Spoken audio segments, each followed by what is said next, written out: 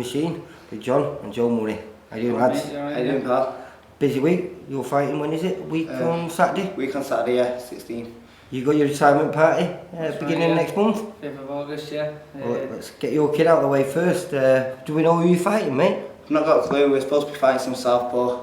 He pulled out last week. But one of them, I'll fight anyone. You know, I'm not really that fussed. Same outcome will be, we're going to sleep. And I'm ready to take anyone out. I'll do my own training, because as you say, I train hard. So it doesn't matter who comes next is going to sleep, same outcome. Well, I must admit you do, mate. And I think you've got a good thing down here between the two of you, haven't you, mate? I mean... Yeah, nice little setup, we're happy. It's home, so yeah, we do our own thing, we graft hard, we always have. And yeah. I think Steve's tough because he reckons, you know, get this fight, little 6-rounder, hopefully an 8-rounder in October or something, and then he thinks you're ready for anything. I'm happy to go now, you know, Scotty Cardle. If you're watching, come bring them titles to me. You're only keeping them warm. John had them for a while, and he never lost for the British title. I'll be bringing that back to the Murray household. That is something you definitely want, isn't it? You really want to gain your kids. You know, it brought me back to the boxing. I'm looking at the boxing side, and I'm looking at these lightweights, and not one of them fear me. Not even at the world level. They don't fear me. You know, if a phone picks up and they ask me to go, I'm in the gym. I'm ready to go. Pick the phone up and I'm there. Because, I mean, the fight with it was the weight that was a killer, wasn't it? Really? It's a massive thing. Inactivity in the weight. I don't like saying nothing there, but we don't even hardly go on the skills anymore. We're comfortable on the weight. You know, lightweight's been my weight for a long time. If you look at my body frame now, it's naturally built. If you look at the power I'm carrying at lightweight, I've been with John now ever since we've gone up in weight. Everyone who fought, except from Walsh, I'm knocked out. So it's showing him. I'm knocking out people who's never been knocked out before. No, like that kid last time out. That's a Bro Caesar. You know, a tough kid, and he was beat some unbeaten kids just recently, and then suddenly you're getting them. That's me out the ring after 14 months. So when he's getting in there with me this time, it's going to be a scary opposition against him. So I can't wait. What do you reckon, John? He's getting better with every camp, yeah. He's working hard, and you don't get fit for a fight after one training camp. It takes 2-3 fights, 2-3 training camps to really reach a peak, and he's getting better and better. You noticed it with my belly when I come in, and this time he's like, you're looking a lot stronger now and stuff like that. You can't do that in 8 weeks when you've had 14 months out. How long you've done, you know. You've got to, like, if you look at the best in the world, Mayweather and all that, they say they don't fight for a year, but they're in the gym every day. Yeah. Where the last time I was out the gym, and this time I trained for 8 weeks, solid, got back. This time's going to be a better performance, better me. I won't be tense in the first round like I was last time. I want to put an excitement show on. This time I'm nice and relaxed. I've had a lot more sparring, and I've been sparring Southpaws off. Well, saying that, you've been getting, I know he's featherweight, isn't he, Ryan? But you've been helping him get ready because he's top of the show here. I've had a featherweight, and I've had also a Southpaw who's at a welterweight with Darren Tetley. You know, so it's not like I'm just I've sparred anyone. Anyone who wants a bit of sparring, I'm up for it, you know. Well, you was helping thinking until he went away on holiday, didn't he? He was getting ready for his Central Area title. Yeah, that's right. Chris Conwell, but that didn't materialise, and you've been in the gym ever since? Yeah, that's it. It done me a favour, really, because normally I have a week out and stuff like that, and I didn't need the week out. I've had a long time out the gym before, and when I thought I was going to quit boxing and stuff like that. So this time, Chris needed some sparring, he needed some tall opposition, and I was there, so I jumped straight back in the gym and helping him out, and then obviously Chris got pulled out, so it just kept me in straight in for the thing. I've been doing a lot more sprints, a lot more running normally. Right now, I feel like I'm ready to go. If you said it was this Saturday, I couldn't wait. Yeah. You know, I'm ready. I can't argue with that, mate. What I've been seeing coming down here, you've got that hunger and that desire that you know, it's something special this for you to achieve what your brother achieved in the pro ranks. Yeah, they brought the belts in the other day and you've seen how many he's got. And, you know, there's 4 of them. I better start catching up here, you know, we had...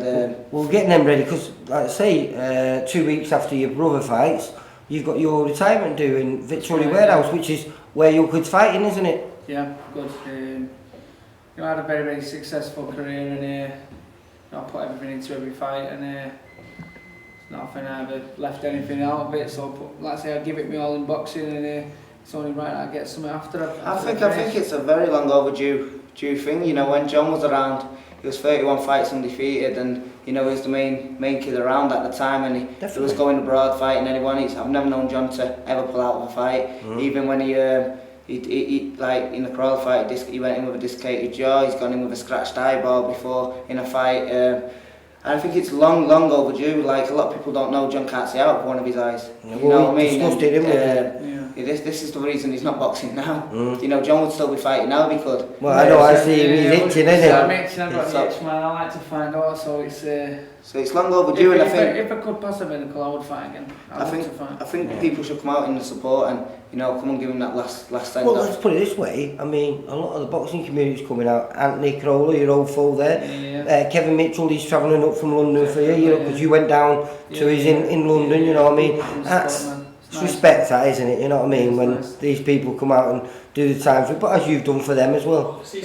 You never realise it though, but John was one of these fighters where he got a call for 2 weeks or a week to go to America or somewhere like that. He jumped on the plane and went and fought over there against some big, massive lightweight, like, and no one realised it. John was one of them where he used to go in and fight anyone. And that's how, don't forget, when John turned pro, he had no ABA title behind him. No. He was turned pro as an 18-year-old kid who was supposed to get blown out and become a journeyman. Let's all be real. John had different ideas in his mind. And proved it. Yeah, exactly. You know what I mean? But you know, this is what makes me excited about yourself, Joe, because I think, you know, you've got these beautiful boxing skills. They're in the bank, they're there. Whenever you want to call on them, you can call on them. Yeah. But I think working with your brother, you've developed a little bit of nastiness there, mate, and there's a bit of power there. And like you said, that kid you took out, that every time you said to me, I'm knocking people out, and I thought, oh, maybe, you know. But you are now, you are, mate. It seems to be the right weight for you, mate. The thing is with me is I carry a lot of power, and you know, I've had these wars with John growing up, and I've learned, I've got man strength now, and I'm proper in, like, I might be 29, but I'm a young 29. Yeah, because you had no real wars. I had no wars. I mean, one tough fight, that was the first one with Liam, wasn't it, really? And I wouldn't really class it as a tough fight. If you look at it, yeah, I got hit, but never got dragged into a war. Yeah. Like, when I'm talking wars is when you see John's face is both black and blue and walking out, you know. I think the most I've ever had is a little bruise under my eye and something like that, where I think at the moment I'm a fresh 29-year-old. I've took my rest when I've had to take my rest, but them rests haven't done me no harm because I was always in the gym. I never had time to rest, so I had to let my body grow. Yeah. And I think I've let my body grow now to a natural, like, I think I've been a late developer anyway. I've let my body grow now. You look at when I'm meeting these kids, they're not liking it and they're not, and I'm sharp, so... I'm listening to the noise on the bag, and you know, that's a good judgment. And it's sounding good, mate. It sounded nasty. I mean, you showed us a little bit before, you know.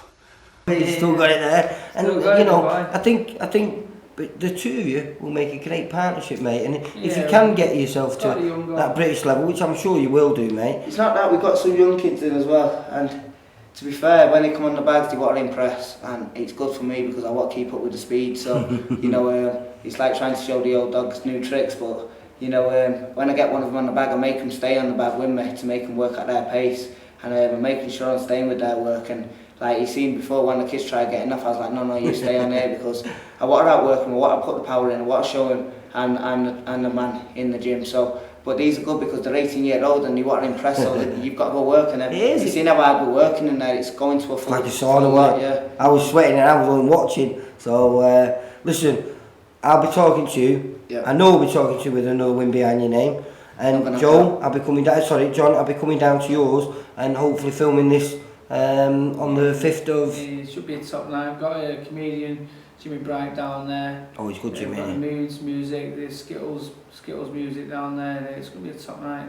Right. And how can people get hold of these? Can we get in touch with Victoria Warehouse, or have we got a contact number that I can put up at the end? I've got a contact, I've got it with me. Well, I don't worry, man. You let me know and we'll stick up at the end of... So if you all wait to the end of the video, then I'll put all the details on for... If you're on Twitter, go on Cy Clayton. Yeah. Clayton. Yeah, Claymaker. Yeah, Claymaker Boxing, and he's obviously got tickets and stuff like that for that charity do. Right. Cardle, pick the phone up, knocking you out, son. Alright, lads, listen. Great chatting to you, and I'll see you soon. Bye.